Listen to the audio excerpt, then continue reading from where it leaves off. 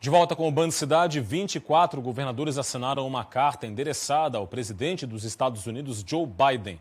O documento, intitulado Coalizão de Governadores pelo Clima, sugere cooperação para a defesa do meio ambiente. A governadora interina de Santa Catarina não assinou a carta. A carta foi enviada pelos governadores às vésperas da Cúpula do Clima promovida pelo governo dos Estados Unidos e com a participação de representantes de 40 países, entre eles o Brasil. No documento, os governadores se comprometem a honrar o Acordo de Paris, que estabelece metas de redução da emissão de poluentes. A carta é um contraponto ao governo federal, criticado pela comunidade internacional por causa da política ambiental e o desmatamento na Amazônia. A governadora interina catarinense não assinou o documento.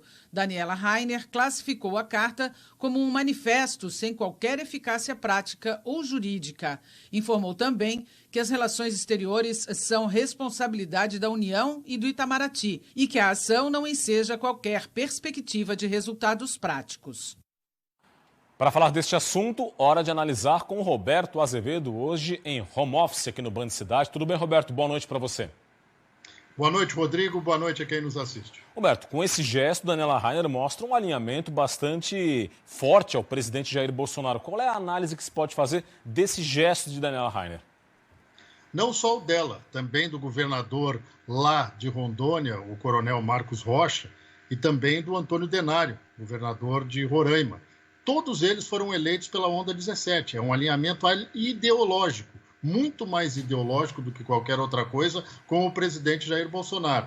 E, evidentemente, agora é mais uma rusguinha entre Daniela Rainer e o governador afastado Carlos Moisés, porque Carlos Moisés diz que a responsabilidade é dela, que ele não recebeu o documento. Assim que receber, se voltar ao cargo, vai se posicionar. Nada mais do que isso. Mas um ponto é importante. Há uma semana, quase uma semana, na sexta-feira passada, foi Jair Bolsonaro que mandou uma carta para Joe Biden dizendo que o Brasil vai cumprir, sim, os acordos de Paris relacionados com o clima. Agora, Roberto, dá para se falar em algum tipo de consequência para Santa Catarina dessa negativa da governadora interina em assinar o documento?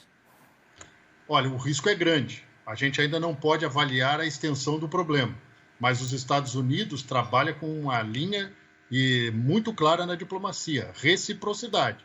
Se você me ajuda, eu te ajudo. Essa é a visão norte-americana dos assuntos. Então, se dentro desse contexto essa carta tiver peso, o que a governadora interina diz que não tem, nós podemos ter, sim, algumas consequências. Mas é bom lembrar que o governo americano, quando compra do Brasil, e compra muito de Santa Catarina, é o segundo maior parceiro comercial do Brasil e um dos primeiros de Santa Catarina, ele compra do Estado brasileiro e não das unidades da federação.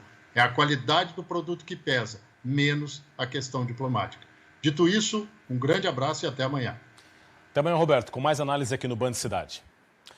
Vamos em frente. A tempestade subtropical no oceano se aproxima de Santa Catarina e influencia o tempo nesta quinta-feira no estado. Tem até nome a tempestade, Potira. Veja os detalhes na previsão do Band Cidade.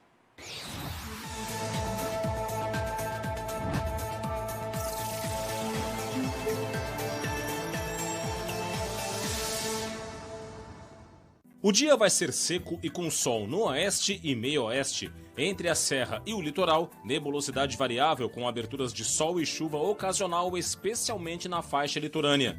As temperaturas vão estar em elevação.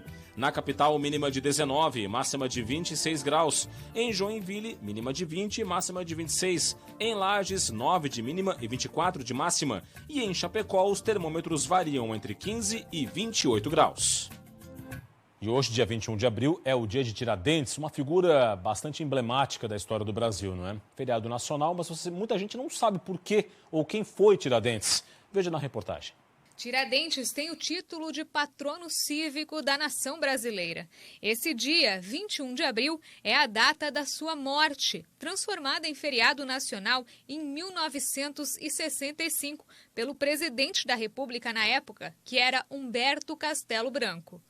Joaquim José da Silva Xavier se eternizava então como Tiradentes. Ele foi dentista, tropeiro, minerador, comerciante, militar e um ativista brasileiro. Joaquim foi condenado à morte em 1792 por traição à coroa portuguesa. A leitura da sentença demorou 18 horas na praça pública do Rio de Janeiro. O final dela é um enforcamento. E como desonra, foi esquartejado.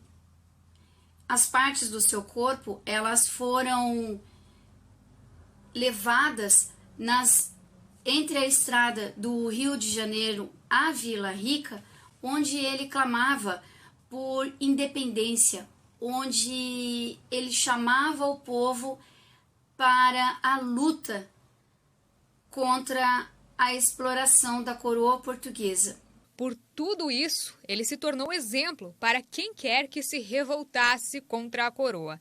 A casa em que morava também foi destruída e jogaram sal para que nada ali germinasse. Outros condenados pelo mesmo motivo que Joaquim acabaram tendo suas penas alteradas, foram exilados e, por fim, apenas ele acabou executado de fato.